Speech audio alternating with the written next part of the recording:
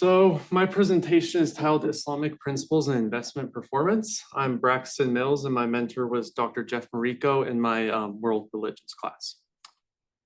So just a disclaimer and then some definitions. My conclusions in regard to the Islamic principles are the generally accepted ones, but this is mainly what's followed by Sunni Muslims because it can rely on interpretations from religious scholars, as well as it can vary by like geography or personal preferences. And then haram is means that which is forbidden by Islamic law. Halal is that which is permissible. Then the hadiths are written accounts of the words and actions of the Prophet Muhammad, their final prophet. And then stock indices, which I'll reference, they're just composites of various stocks or even stock markets that are used to track how businesses are doing overall. And so a bit of background, there's about 1.9 billion Muslims in the world currently. That's about 24% of the world population, and it's expected to grow about double the rate of population growth and reach 31% by 2060 and take over Christianity as the largest religion. Part of this, they follow Sharia law, which is their ethical code of conduct. This is based on the Quran, then the hadiths, which I mentioned, and then also based on the rulings by Islamic scholars. This guides everything from their personal life to how they pray to even how they conduct themselves in business. This has also led to a growing demand for Sharia compliant finance products because traditional finance products may not cater to their ethical guidelines. And so as part of this, I discovered that there are actually various Sharia compliant versions of stock indices out there. And so the most common, the S&P 500, there's a Sharia compliant version. And over the past 10 years, it's outperformed about 1.4%. And so while this may not seem like much, if you invested $100 at both these percents for 50 years, you would end up with almost double as much money through the Sharia compliant version. So I want to figure out if this is actually repeatable, if this has happened in other circumstances in regard to Islamic Sharia compliant investments, and then why is this, and then what can I learn from it? And so I looked at various statistical research papers that actually looked at how these Sharia compliant investments have performed in the past and analyzed why this might have been. I also looked at Islamic principles that might have connected to this and tied this in with investing tenets that successful investors purport. And then I also looked at historical occurrences, various historical occurrences of crises and losses, and showing that these these Sharia compliant investments have actually allowed them to outperform during those times. This brings me to my thesis that Islamic investors refrain from speculation, avoid highly indebted companies, and seek equitable partnership structures. This has historically led to better investment performance by minimizing loss and filtering out low-quality businesses. So number one, we're focusing on speculation and uncertainty. So the Islamic roots of this, Maisir means speculation, Gharar means uncertainty, generally an excessive amount. Both are viewed as haram, and Islamic investors are generally supposed to avoid this when they're looking for companies to invest in. Additionally, I found this actually reminiscent of many of the long-term investing principles. And speculation versus investing has been a long debated topic within the community. And Benjamin Graham, who's the founder of value investing and taught at Columbia in the 40s and was Warren Buffett's teacher, said that speculative investments are those subject to substantial uncertainty and risk. The exact same thing that Islamic investors are supposed to avoid. Additionally, Saturna Capital, which is a highly successful Sharia compliant hedge fund, they said halal investing discourages short-term speculation, and Islamic scholars interpret high portfolio turnover rates as a type of gambling, essentially. And this was something that was also talked about by John Bogle, who's made many of the low-cost investable funds out there. He essentially said that it's unequivocally speculation, that most of these funds buy and sell stocks constantly. They're not actually investing for the long term. And so you can see this is something that's talked about in both areas. And on top of normal investing, this can happen in finance products such as derivatives. Derivatives essentially let you buy and sell. You can bet on the changes of an asset price with a fraction of the money. Because of this, it makes it very easy to speculate and it's viewed as haram because you're not actually buying an asset. While they can be converted into them, studies show only 1% to 2% of them ever are.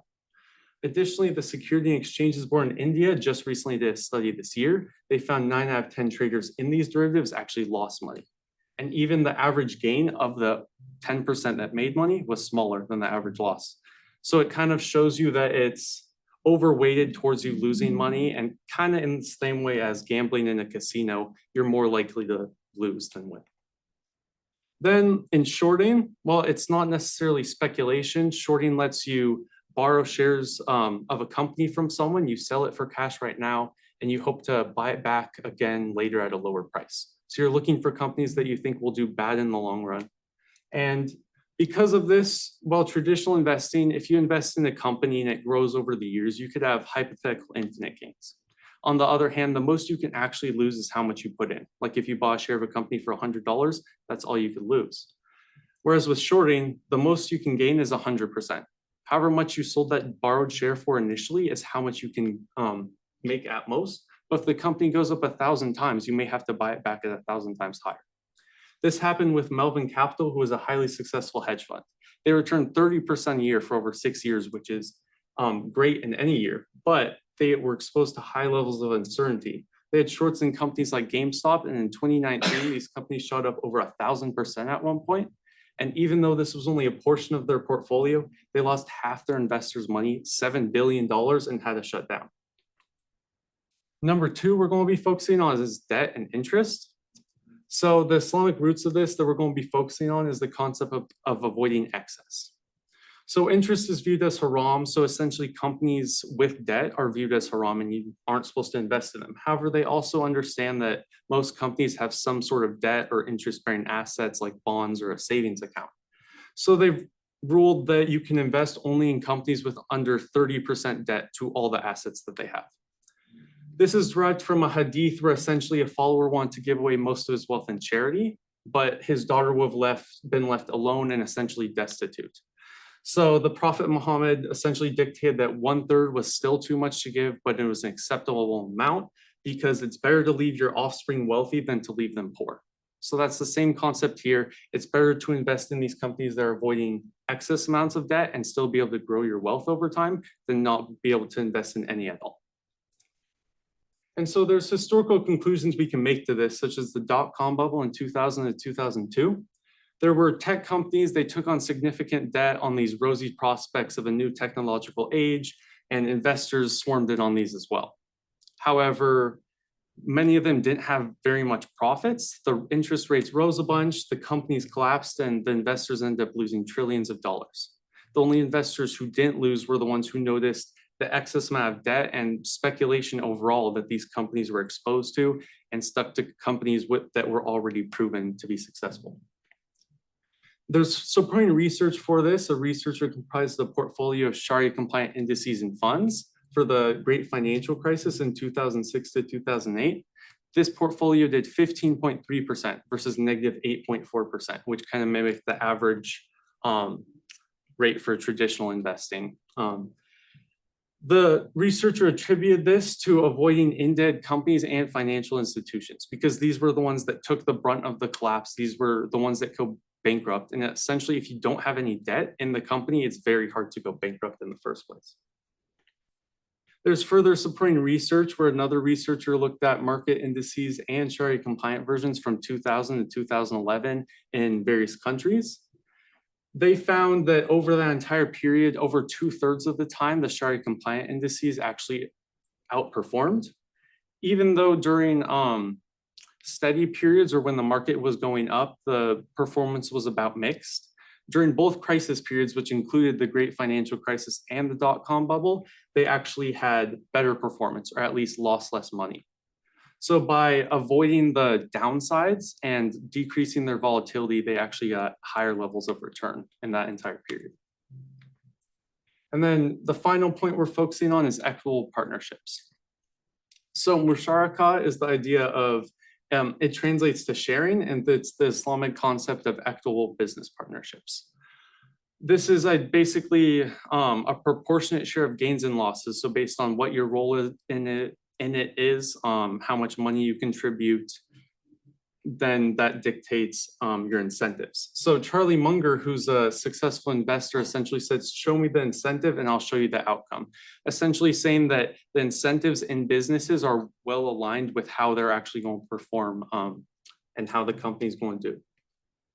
So normal investment funds, when you give money to a fund manager, they'll take 2% of your assets every single year, even if they're not providing any value. And then they'll take another 20% off any gains they actually provide you. So if any companies they invest in go up, they'll take another 20% off. This erodes returns and misaligns incentives. They're making a bunch of money any year, and even if they don't provide you any value besides just investing in an unmanaged fund, they still make off million or billionaires. There's a select few like Buffett's investment partnership. They had no management fee at all. So he didn't make money unless he actually provided value and a long-term performance benchmark. So they had to keep compounding at least 6% every single year. And anything above that, he could only take a fraction of. He ended up returning 25.3% compounded for 11 years after fees, which is about like 5 times the benchmark at the time. So that's a massive amount of returns for all his investors. Additionally, Nomad Investment Partnership, they actually refunded past performance fees. So if they charged performance fees on any outperformance, but then they did bad in the next 2 years, they would actually give that money back to their investors. This led to them giving an 18.4% compounded growth rate after fees for 12 years. So it was about 4 times the benchmark at the time. While the benchmark would have turned $1 into $2, they turned $1 into $10 for each dollar invested. Then the final thing we're focusing on is CEO incentive structures. So Fallenbrock analyzed 2,000 plus public companies from 1992 to 2002. 368 of these were founder-led. These were companies such as Microsoft, led by Bill Gates, Berkshire Hathaway with Warren Buffett, and Home Depot. Based on the statistical measure, they returned about 4 to 10% better per year. They explained that this essentially, they often owned a lot of the company, which aligned the incentives. As the value of the company grew over time, their net worth did as well. Additionally, they obviously often cared a lot about it because they built the company from the ground up. This led to better investment decisions. They wouldn't just throw money at the wall and hope it sticks. They would pick opportunities with high levels of growth and only invest in those. This also led to them being more likely to be a nonconformist and paving their own way because they would, first of all, they owned a lot of the voting shares for the company and they weren't questioned because they built this company from the ground up and have proven their ability to make it successful. And the summary is essentially speculation is dangerous and it's not investing. Avoid products with excessive uncertainty. High debt, it can cause bankruptcy and is greatly represented by the companies that collapse in financial crises. And then incentive structures are massively important to consider in any aspect of life, especially when looking at a company to invest in or someone to manage your money. And the significance of this, these are timeless principles that have been proven to be interdisciplinary. It's evidence-backed outcomes by the research. It's simple to understand and apply, however, not necessarily easy. And then it's proof that acting ethically is generally good business as well. It ties into their ethical principles. And that's it. It's my sources and then questions.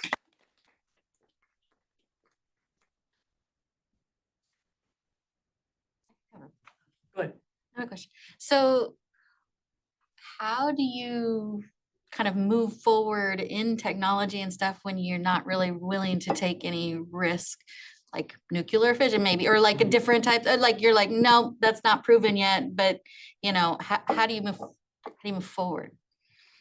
That's a good question. I think it's about weighing the risk and return as well. So it's not just taking uneducated risk. So you develop what you think has a good chance of turning out well. Of course, everything could collapse. Nothing could turn out well, but you choose the ones that have a more likely chance of. So it's in terms of investing, this is rather than just hearing about a company and investing it because, oh, they're in AI, you're actually doing research into why they will do better than other ones. I see. Yeah.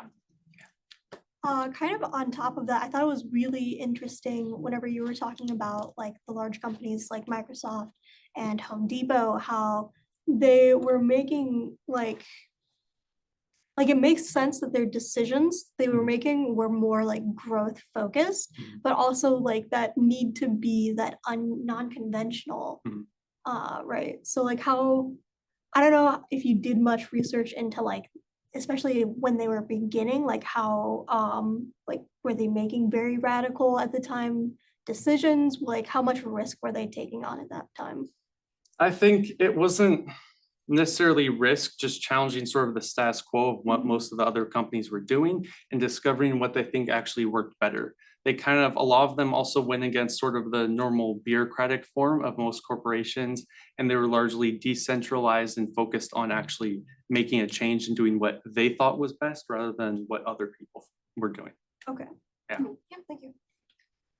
Have you seen any, or could you speculate? I don't know, we're not supposed to speculate. Speculate on any other potential or current industries or, industries, I guess, that investment funds and approaches that also kind of take the ethical approach and claim good ethics is good business. Because here we're getting a specific Islamic view of what ethics are, and it's quite particular. It's based in the Quran and what Muhammad said. And they're pretty general principles, let's be honest, but they're coming from scripture. Are there other, I'm thinking like, there's a movement to invest in only green companies or a movement to, divest from oil companies, not just because they think it's good business, but because they think it's the right thing to do. Are there other competing players? If I want to put a chunk of money in what I think is a good group of companies, like what else would I look at? The problem is just because they're green companies doesn't mean they're good companies to like invest in that will do well in the future. Sure. So of course there are companies that are focusing on being more green and are doing better, but many of the like ESG like funds and stuff haven't done as well. But there's various, even in oil, one of the companies they're working on essentially any carbon emissions from their entire oil exploration and production process. They capture all the carbon and they actually put it in the empty wells.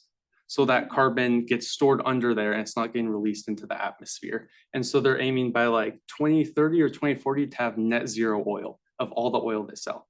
So it'll be net zero emissions. Yeah. Wow.